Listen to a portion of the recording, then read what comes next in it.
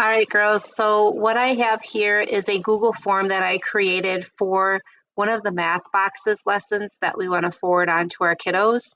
I have to figure out how to get you to this page, which is basically the editing side of that math box lesson. And you'll see the lesson posted in our fourth grade Marigolds classroom right now. So if there is an option on there from your side for editing, please let me know. But once you're in here, you'll click on these three buttons up here that say more. You're going to make a copy of this template that I've created and then rename it whatever lesson you're working on. So if I do math boxes lesson 2, I'm going to rename that. I'm going to say, okay, let's open up a new page. And then from here, you can go through and you can make this what you want it to be for the next lesson. So I'm going to change the lesson to number 2. We can delete this picture if you don't want it on here. I just thought it was kind of fun that I figured out how to do that. We still want to have them put their first and last name in. But then down here, when we get to the questions, this is what we need to update. So all I did for this is I have tabs open on the top of my screen. I made sure to have the student math journal open from Everyday Math Online. For the math box pages that I used lesson 5.4 and 5.5 to pull from. So I'm going to jump up to lesson 5.6 for this guy. I'm going to take a peek and I'm going to see what problems on this page seem like good problems for them to solve. So this one looks like they're adding marbles. I like that one.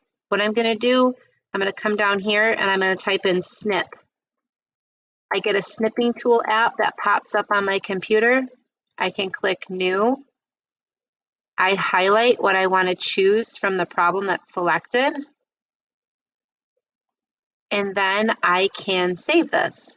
Now, when I saved my snip, I saved it to my desktop and I made these folders. So I have digital math boxes. Lesson 1, I made a folder.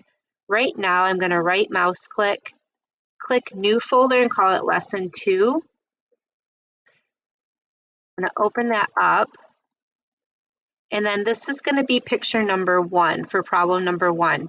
I'm going to leave it to 5 problems per math boxes because that's what they're used to. And then I'll click save. All right, I want to snip another one, so I'm going to click new again. I really like this one down here.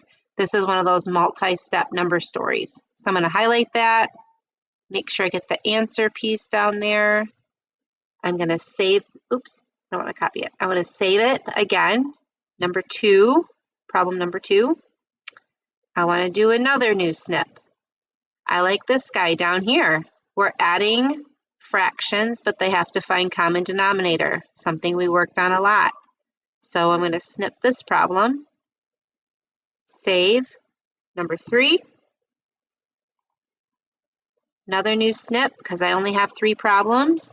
Let's see. This is putting a check next to all fraction pairs that are equivalent. We could make this I wonder how we can do that in forms. I bet you we can do like a multiple choice answer with more than one correct answer. So we're going to snip this, call that problem number 4. I have one more. I'm going to hit new, and I'm going to do, I don't know how we would do comparing decimals. We could just have them record them because this is a good one. This always throws kids off with that place value piece. Let's save it. We'll hit 5. All right. I'm talking while I do this, thinking out loud. So I'm going to X out of that snipping tool. I'm going to go back to the one where we are editing. I got too many open here. That's this one. Okay, let me close these. Back to number 1. I'm going to click on here. And when I click number 1, there's this little image picture. If I click that, it brings me back to where I uploaded from my desktop. I'm going to find that file. Here it is, Digital Math Boxes Lesson 2. I want number 1.